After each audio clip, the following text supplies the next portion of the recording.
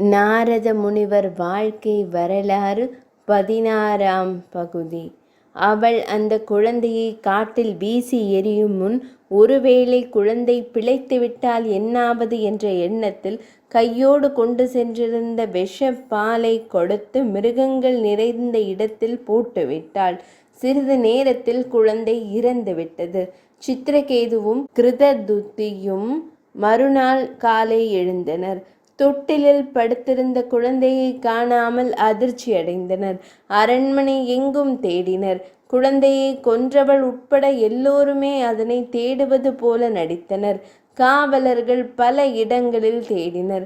காட்டுக்குள் சென்ற ஒரு பிரிவினர் குழந்தை அங்கே இறந்து கிடந்ததைக் கண்டு அரண்மனைக்கு எடுத்து வந்தனர். அலறி துடித்தான் சித்திரகேது. தனக்கு பிறந்த ஒரே வாரிசும் அழிந்து விட்டதால் நாட்டையும் வீட்டையும் இழந்து விட்டதாகவே கருதினான்.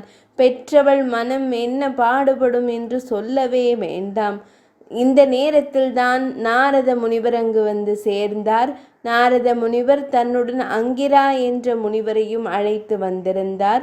சுவாமி என கதறியபடியே அவரது திருப்பாதங்களில் விழுந்து அழுதான் சித்திரகேது. நிலைமையை புரிந்து கொண்ட அவர்கள் சித்திரகேதுவுக்கு ஆறுதல் கூறினர். அங்கிரா முனிவர் சித்திரகேதுவிடம், மன்னா, இறந்தவர்கள் வீட்டில் அழுகை சத்தத்திற்கு இடமே இருக்கக்கூடாது.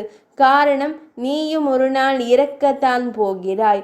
இதை உன் பிள்ளை என்கிறாயே, அப்படி உனக்கு பிள்ளையாக பிறக்கும் முன் இது எங்கிருந்தது சொல் என்றார். மன்னன் ஏதும் சொல்ல தோன்றாமல் நின்றான். பார்த்தாயா சித்திரகேது, இந்த கேள்விக்கு இங்கிருக்கும் எவராலும் பதில் கூற முடியாது. நாம் அனைவரும் இறைவனின் குழந்தைகள். எங்கிருந்து வந்தோமோ அங்கேயே செல்கிறோம். மகன், மகள், மனைவி, கணவன் என்ற உறவெல்லாம் வெறும் மாயைதான். இவர்கள் யாருடனாவது நீ சேர்ந்து வந்தாயா? அல்லது இவர்களையும் அழைத்து கொண்டு போகப் போகிறாயா? தனியாகவே வந்தோம், தனியாகவே செல்வோம். மரணம் எந்த வயதில் நிகழ்ந்தாலும் அது கண்டு கலங்கக்கூடாது. மனதை தேற்றிக்கொண்டு உன் பணிகளில் ஈடுபடு என்றார். மன்னனின் மனம் சமாதானம் ஆகவே இல்லை. புலம்பித் தவித்தான். நாரதர் மன்னனை அழைத்தார். மன்னா, அங்கிரா முனிவர் உலக நடப்பை எடுத்து கூறினார். அது கேட்பதற்கு கசப்பா இருந்தாலும் நிஜம் அதுதான். இருந்தாலும் இவ்வளவு தூரம் கூறியும் நீ கேளாததால் உன் குழந்தைக்கு நானே உயிர் கொடுக்கிறேன். மீண்டும் நீ வளர்த்து வா என்றார். மன்னனும் கிருததுதியும் அடைந்த மகிழ்ச்சிக்கு அளவே இல்லை. கிருததுதியின் மற்ற சகோதரிகளுக்கு வியர்த்து விட்டது. எல்லோரும் வியப்புடன் நின்றனர். அங்கு குவிந்திருந்த நாட்டு மக்கள் தங்கள் இளவரசன் மரணத்தை வென்றவனாக போகிறான் என்ற மகிழ்ச்சியில் ஆனந்த கண்ணீர் பெருக நின்றனர். அந்த பதைபதைப்பான நேரத்தில் நாரத முனிவர் குழந்தையின் அருகில் சென்றார். கண்மூடி சில மந்திரங்களை கூறினார். என்ன அதிசயம்! குழந்தை கலகலவென சிரித்தபடி விழித்தது. மன்னன் குழந்தையை அள்ளி அணைத்து கொண்டான். அப்போது மன்னா, மன்னா, மன்னா என்றும், தாயே, தாயே, தாயே என்றும், நாட்டு மக்களே, நாட்டு மக்களே, நாட்டு மக்களே என்றும் இனிய குரல் மும்முறை வெளிப்பட்டது. எல்லோரும் சுற்றுமுற்றும் பார்த்தனர்.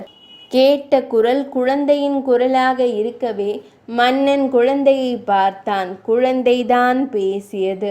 நாரத முனிவர் அந்த குழந்தையிடம், அன்பு குழந்தையே, நீ ஏன் இவ்வளவு சீக்கிரத்தில் உயிர் விட்டாய் என உன்னை பெற்றவர்கள் வருந்துகின்றனர். நாட்டு மக்கள் வருந்துகின்றனர். அவர்களை மகிழ்ச்சிப்படுத்த நீ இன்னும் கொஞ்ச காலம் இங்கே வாழ்ந்தால் என்ன என்றார். குழந்தை கலகலவென சிரித்தது. முனிவரே, இந்த பிறவியால் எனக்கு என்ன லாபம்? இதோ இந்த தாய் என்னை பெற்றாள். மற்ற தாய்மார்களெல்லாம் என்னை கொன்றனர். ஏன் இது ஏற்பட்டது?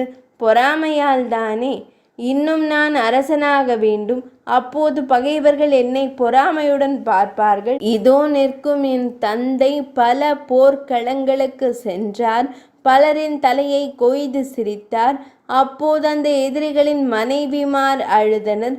பலர் தீக்குளித்தனர். அந்த மரணங்களை கண்டு சந்தோஷப்பட்ட இவர் இப்போது என் மரணத்திற்காக ஏன் அழுகிறார்? மற்றவர் துன்பத்தில் இன்பம் காண்போர் குறைந்த நாட்களில் தாங்களும் துக்கத்தை அடைவர்.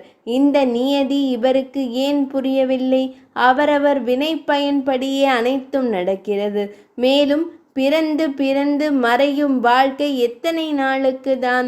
நான் இன்னும் சில காலம் இவர்களோடு இன்புற்று இருந்தாலும் என்றாவது ஒரு நாள் மறையத்தானே போகிறேன். அது இன்றே நிகழ்ந்ததில் என்ன வித்தியாசம் இருந்துவிடப் போகிறது?